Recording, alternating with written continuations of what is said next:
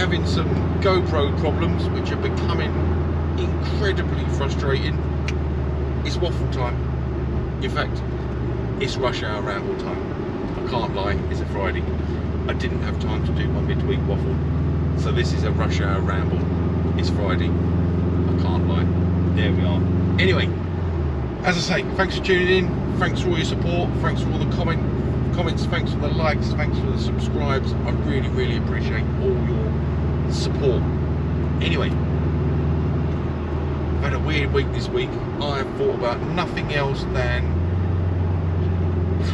packaging, visualization, animation, client meetings, in-store planograms. Oh, it's been hideous. Long hours, short evenings, not a lot of chat. I got in the car tonight, got a long journey to go and pick up my daughter. Obviously I'm looking forward to that. But I brought the GoPro to work and I was like, oh, they say you should bring your best self to your YouTube videos, and I thought, I don't know if I've got my best self. Anyway, this is my third one. I've warmed up. So excuse me if I've got a dry throat. I've warmed up, smashing them out now. This is my third one. Like I say, I've got an hour and 45 in the car. GoPro's on the Fat Gecko. Oh, that is a piece of kit. GoPro's on the Fat Gecko. GoPro's plugged into the Volta. She's got juice, she's got stability, and I've got ideas. And every time I do a little short waffle, I mention something that gives me an idea for my next one. And there was me thinking I was going to have a drought. Oh, I suppose anyone that knows me well knows I do like a ramble. I'm going to have to get myself a waffle. My daughter bought me this when I first got Fozzie, for obvious reasons. She's only young, probably about 10 at the time, so you know, that was in the parameters of affordability, and I wanted little Fozzie. Perfect. Maybe I need a waffle, so then I can cut the waffle, just hold up a waffle. But I don't know how you indicate ramble. I can't have a hiking pole in the car, that would be ridiculous. Anyhow, like I say, hope you're all keeping well. Thanks for tuning in as always. Won't do the initial preamble again. So, easy one. What are they like to drive? Subaru Forester, obviously. STI, particularly. What are they like to drive? And this is something that I'm quite passionate about, really. And something that always surprised me with these cars is how genius Subaru were when they make a car that looks pretty big from the outside. It's not like massive compared to some modern SUVs, but you know, it's a fairly big car. It's big inside, but somehow they've made its heart feel like a fairly nimble little car. Strange but true. Anyway, actually, very quick story before we get onto the full driving experience thing. When I first got mine, there was an ex-Lotus engineer or certified Lotus engineer around the corner from where I worked, and he was my first mechanic. And you know, it went in, as soon as I got it, went in service, discs, pads, probably, general health check, etc., check for any codes, all that sort of stuff. Just a general health check, top to bottom. Very particular this guy was, and he charged for it, so yeah, he done a good job. Anyway, I said to him, what do you think of it? And he went, oh, the steering. And I'd never really thought about it before, but yeah, the steering's just, for a barge, the steering is quite something. You know, pretty small inputs, she's going where you want. Anyway, that's impression number one. You know, first impression, not an impression like of something. I can't do impressions. So, one of the things that impresses me more than anything is it does slow really good and mellow.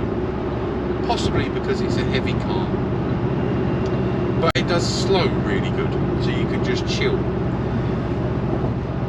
It does moderate, normal, average, everyday driving very well. and it does fast incredibly well.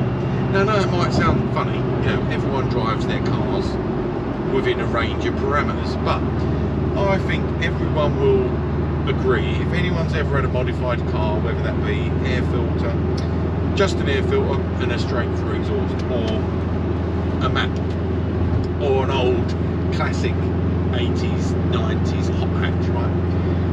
Sometimes they can do certain speeds well and other things rubbish. I have always thought my Fiesta RS Turbo is a swap. I know, born as an XR2i, now its power plant is an RS Turbo engine. That aside, it's always been very good at going fast. She loves boosting. She's always happy on boost. She's solid at 70. You ask her to do 60, no fun. Now, I know that could be the TPS, the throttle position sensor. I've been through countless ones of them, and you know, I have poured insane money into that car. I'm just saying, they sometimes, I know you could argue, oh, it needs a tune, but certain cars have little spots where they're like, nah, I'm just not that happy here. This thing, happy everywhere.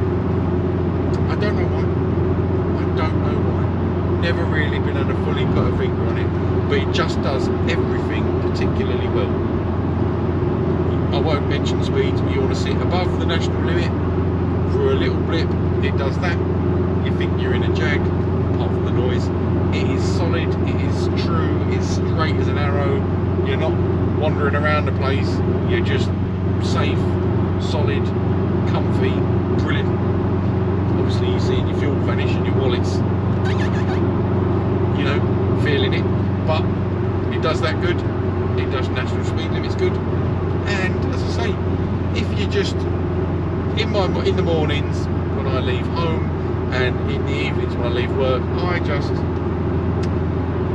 meander. I'm just going through my warm-up process. Sometimes maybe don't, I live in the country, sometimes maybe don't even get to 30 and I just sit for 25 miles an hour, and then as it's getting a bit warmer, up to 4th, she's perfectly happy with it, just mellow. Obviously I don't like the engine, that's for another waffle. But yeah, that's something that's always surprised me. Very comfy. Driving positions, okay. I'm 6'3". I'd like an inch further back and an inch further down, but that can be resolved with subframe adjustment or transplant from an older Subaru Impreza. But I've not got into doing that, so I can't give you any personal information. Any further information about that.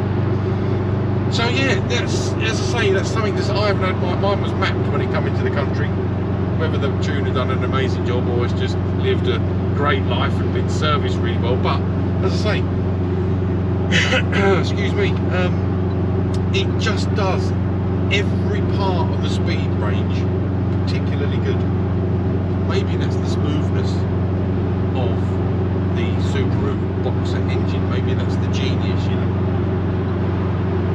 I don't know. Maybe write in the comments why that is, and let me know if your experiences are different. But I think another appreciator, weird, I think just fantastic at doing whatever you ask of it, and it never says, oof, no, I'm having a bit of a hiccup, I don't like doing 28 in 4th with 1% throttle input, I'm not doing that. It just does everything all the time. Comfy, slow, good, mellow, good, chilling, Sunday, good, sunny, all the windows open, 65, 5th gear, good, fast, interstellar, great, just great all through. Anyway, that's it for that one. I think that's interesting. You may not, but you know, I hope you do. Anyway, enough of my waffle. I'm going to find myself a waffle. I'm going to pick my daughter up, as I say. I'll ask her to get me a waffle, or at least point me in the direction of a good waffle, and I'll hold up a waffle. And any suggestions for a ramble? How do you exemplify a ramble? Then we can cut the waffle, cut the ramble, and I'll just hold up whichever one it was. I've been looking for a channel trick, you know, like my calling card. do have a very funny mime stroke meme I did with Fozzie once. Maybe one day I'll share that. But it's unlikely. Anyway, thanks for watching as always. Take care. Don't forget to hit that like, subscribe and smash that bell button. See you again soon. All the very best. Bye bye.